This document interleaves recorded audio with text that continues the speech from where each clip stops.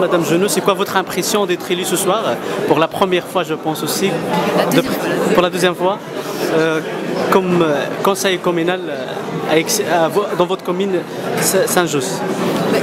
Être élu à Saint-Josse, c'est très gai parce que c'est une commune que j'adore, où il y a vraiment une diversité, une énergie, une jeunesse, des envies.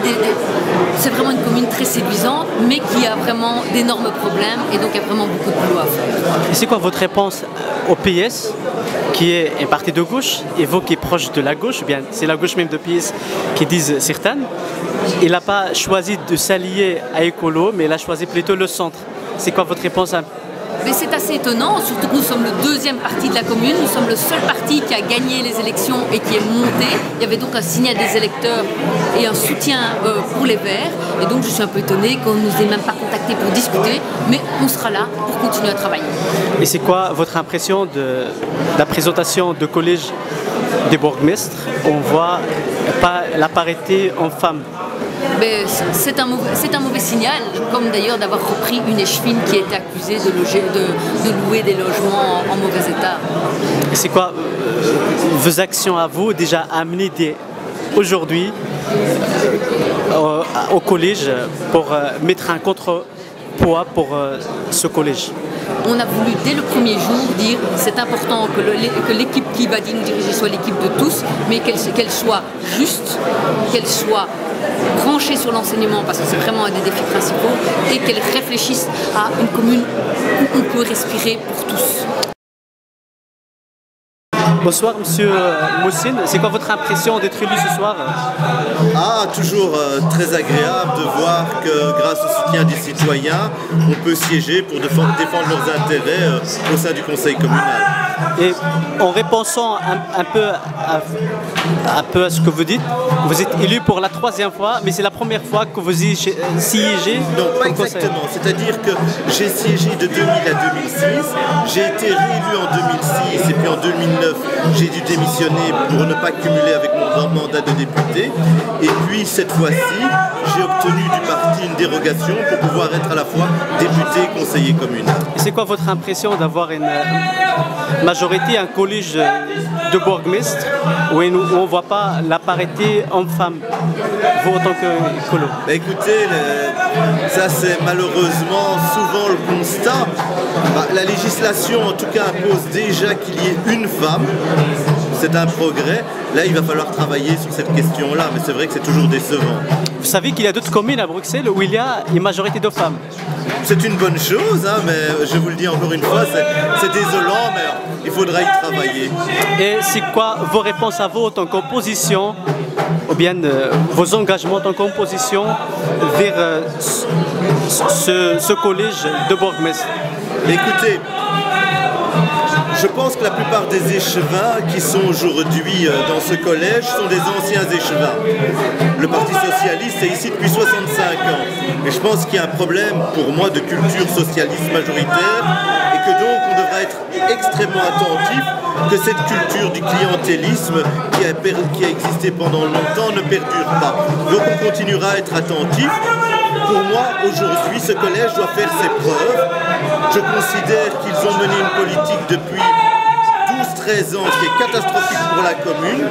J'attends qu'ils fassent leurs preuves. Et c'est quoi votre impression aussi d'avoir le PS qui choisit s'aligner au centre et pas Écolo qui est de la gauche? Parce que le PS a toujours peur d'avoir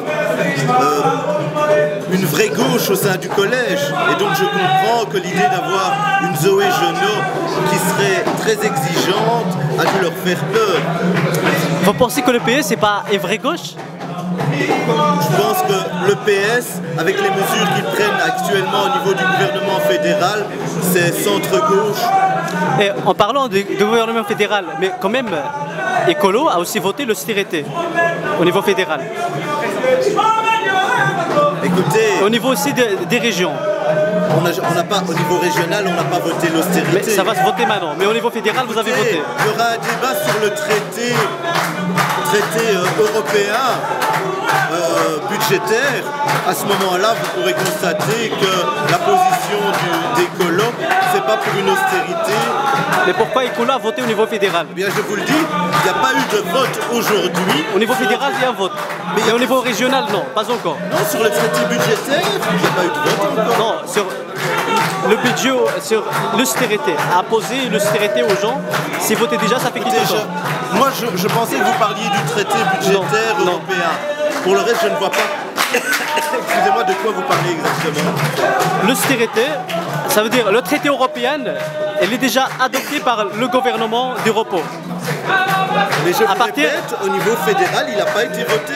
Je peux vous le garantir. Ça, c'est le budget 2013. Le Non, je budget ne parle pas du budget 2013, Voilà. je parle du traité européen, budgétaire. Normalement, il est voté. Il n'a pas été voté au niveau fédéral. Bon, et au niveau d'Ecolo, est-ce qu'il positionne à être contre le traité européen ou bien il va voter?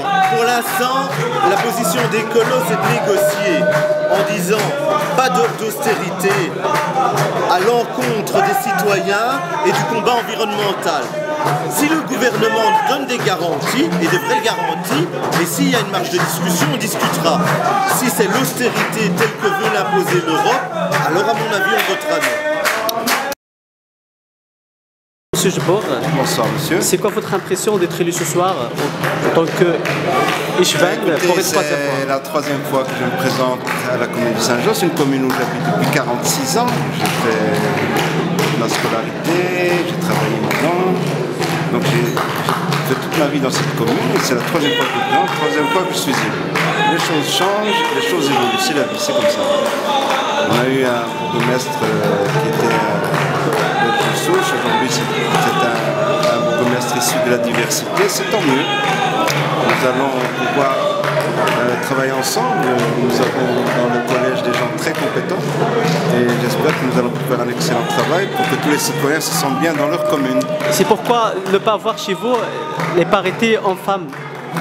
Est-ce que vous n'êtes pas sensible à ça au niveau... Si, tout à fait, on est sensible, surtout au Parti Socialiste, on est très sensible à la parité hommes-femmes. Et c'est les électeurs qui n'ont pas autant de femmes élues que d'hommes, c'est pour ça le problème. C'est pas parce que les listes sont... c'est pas parce que dans la liste il y a des parités que les résultats c'est... Pourquoi le CDH dans votre coalition alors que vous avez une majorité absolue et pourquoi ne pas s'aligner à Ecolo qui est parti de gauche comme vous? Mais le CDH... et le centre? Non, on a beaucoup de travail avec le CDH et on s'entend très bien. Et avec Ecolo, vous n'allez pas s'entendre? C'est de la politique locale, donc il s'agit aussi de personnes, de manière dont ils fonctionnent. Au revoir, on n'a pas ici des gens du CDH pur et dur. Non.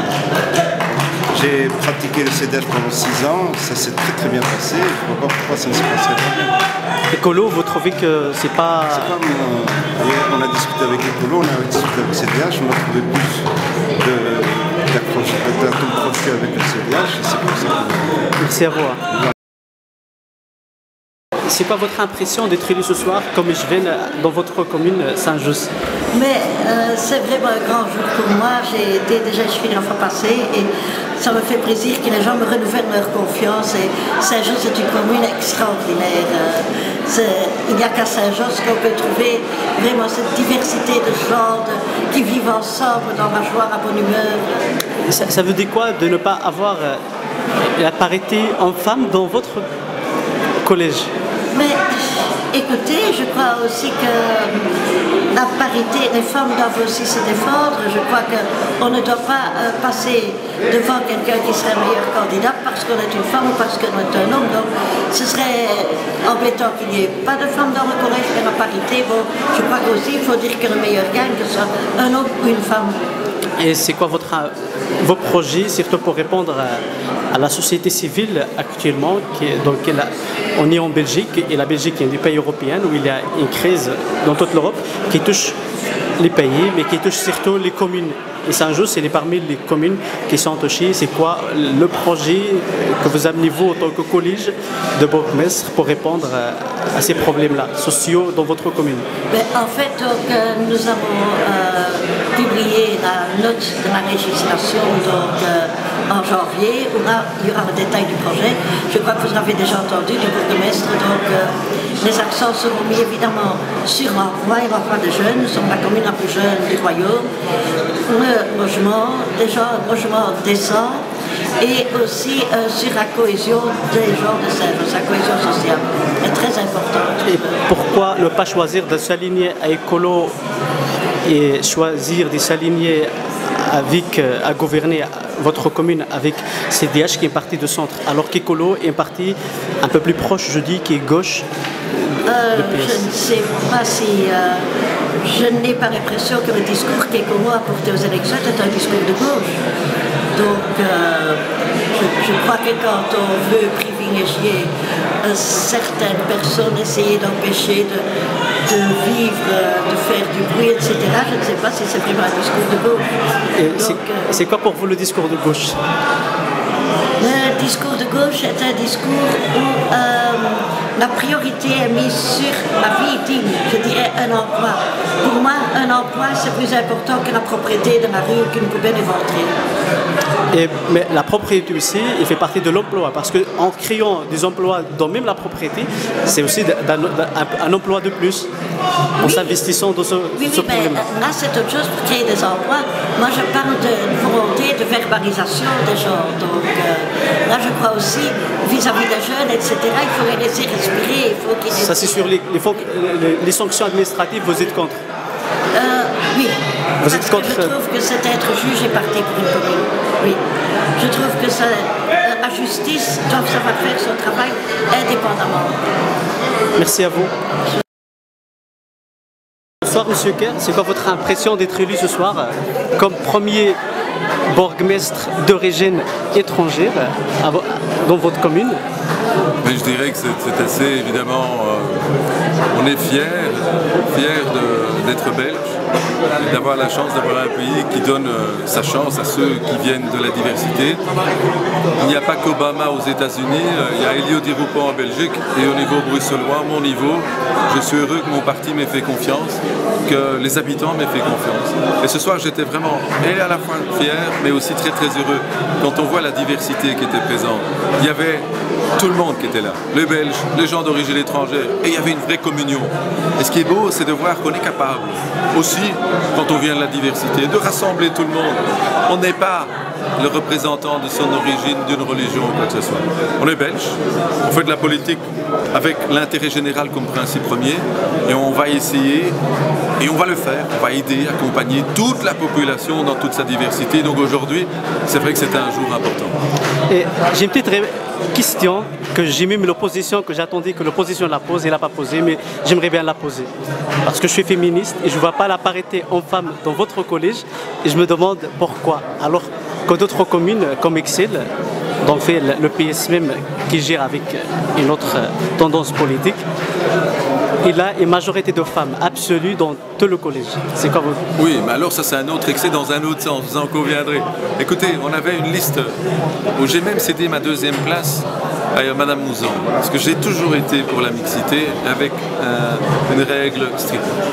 Il y a les élections, il y avait toute une série de critères, la disponibilité, les suffrages, les compétences acquises, etc., l'intégration au niveau communal dans la section. Ce fait qu'on a eu cette répartition-là, mais l'égalité des chances, la promotion des droits de la femme seront des priorités que j'entends mener avec les collègues du collège. Et l'un de vos projets, parce qu'en voyant d'autres villes, ils se mettent toute leur énergie, surtout pour l'emploi. Est-ce que aussi votre collège va se mettre toute son énergie sur l'emploi? Et Saint-Just est une ville jeune, et on sait très bien qu'à Bruxelles, entre 30 et 40% des jeunes se sentent au chômage. Est-ce que vous mettez aussi toute votre énergie au niveau de l'emploi, surtout des jeunes? C'est évident. Parmi les grands défis qui se posent à nous, c'est les défis démographiques. C'est vrai qu'il y a une jeunesse, il y a des crèches à construire, des écoles. Et il faudra faire en sorte qu'on accompagne mieux les jeunes pour les sortir des difficultés, pour leur permettre d'atteindre des compétences qui vont leur permettre d'atteindre les emplois. Et pour ça, nous allons investir davantage dans tout ce qui est enseignement, formation, la mise à l'emploi. On travaillera avec le secteur hôtelier, on travaillera avec le secteur de l'aide aux personnes. On luttera pour permettre aux jeunes de Saint-Just de pouvoir atteindre des emplois. C'est effectivement, au même titre que la mobilité, l'urbanisme, les travaux publics, le logement, un des dossiers phares qu'on aura à cœur de porter. Il y a un autre problème qui va toucher les communes, surtout au niveau social, c'est la chasse aux chômeurs, comme on dit, ou bien de travailleurs sans emploi, sanctionnés par l'ONEM, qui vont tomber sur les communes, surtout CPS. Ça veut dire qu'ils vont être en charge de CPS. Est-ce que vous avez préparé pour ce dossier aussi ou pas encore? Ce n'est pas une compétence au niveau communal, mais dans le projet, ce que j'ai dit... C'est une compétence au niveau du CPS. C'est une compétence fédérale, c'est l'ONEM. Ceci étant, je ferai de l'accompagnement social des habitants une priorité. On est en période de crise.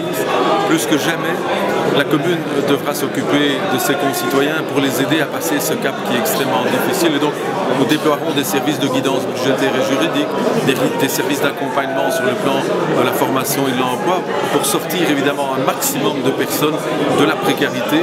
Et c'est vrai qu'à Saint-Josse, il y a un défi important à cet endroit. Merci à vous. Hein. C'est quoi votre impression d'être élu ce soir pour la première fois comme conseiller communal qui devient échevin? Écoutez, ça fait vraiment chaud au cœur. Ce qui fait également énormément de plaisir, c'est de voir dans la salle tous ses proches et puis tous les habitants de Saint-Josse. Donc j'ai vu que mes voisins étaient là, j'ai vu que les commerçants de mon quartier étaient là, j'ai vu que les gens que nous avons rencontrés pendant la campagne sont venus spécialement pour nous voir. Donc voilà, ça fait vraiment chaud au cœur de voir énormément de gens. Et c'est quoi votre projet à vous, là maintenant, pour votre commune, surtout à la développer au sein d'une crise? On est dans une crise européenne qui touche toutes les villes européennes et dans toutes les communes européennes. C'est quoi vos projets à vous actuellement? Écoutez, comme le bourgmestre vient de le dire, voilà, c'est la crise, ce dont les gens ont besoin, c'est d'un projet fort et ce projet fort, il est orienté autour de trois axes et l'axe sur lequel on va vraiment insister, c'est l'axe de la solidarité. C'est vraiment ça, dans des périodes aussi difficiles que celles qu'on vit aujourd'hui.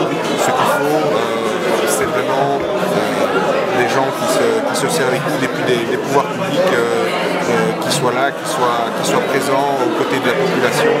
Alors moi je vais essayer de le faire modestement à travers mes compétences, mais je pense que ce soir le bourgmestre a pris un engagement ferme. Vous prenez l'enseignement, c'est ça? Et c'est l'un des projets que l'opposition a beaucoup critiqué. Est-ce que vous êtes prêt à ce qui vous attend dans ce domaine à 100%? Oui, écoutez, je mesure la difficulté de l'exercice, je mesure le poids des attentes, parce que voilà, la population souhaite vraiment avoir un enseignement de qualité et notre objectif, c'est celui-là, c'est véritablement de mettre tous les moyens possibles, tous les moyens humains, matériels, pour que notre commune puisse bénéficier d'un enseignement de qualité. Et c'est quoi votre réponse un peu à ce qu'on dit Bruxelles est l'une des villes qui est touchée aussi par la pauvreté, parce qu'il y a une majorité, il y a quand même 30 à 40% de jeunes qui sont au chômage, et cette pauvreté qui vient au niveau des statistiques, qui montre un peu, ça va toucher aussi l'enseignement, parce que si on a des enfants à qui les parents qui ont des salaires ou bien des moyens au-dessus de la pauvreté, est-ce que dans l'enseignement, vous allez développer des projets pour des repas chauds pour ces enfants? Tout à fait, un accompagnement social, évidemment, il y a toute une série de mesures. Alors, il ne m'appartient pas aujourd'hui de les développer, de les présenter. Je vous invite à venir en janvier, au moment où le collège et toute l'équipe, toute la majorité présentera son projet pour la commune. Je vous invite à ce moment-là pour voir les différentes mesures que nous allons prendre justement pour qu'il y ait cette solidarité et que cette solidarité soit présente au cœur de nos écoles. Merci à vous. Je vous remercie. Vous pouvez se présenter. Voilà, donc en fait je m'appelle Thierry Balza, je suis responsable associatif, je m'occupe de logement et d'urbanisme.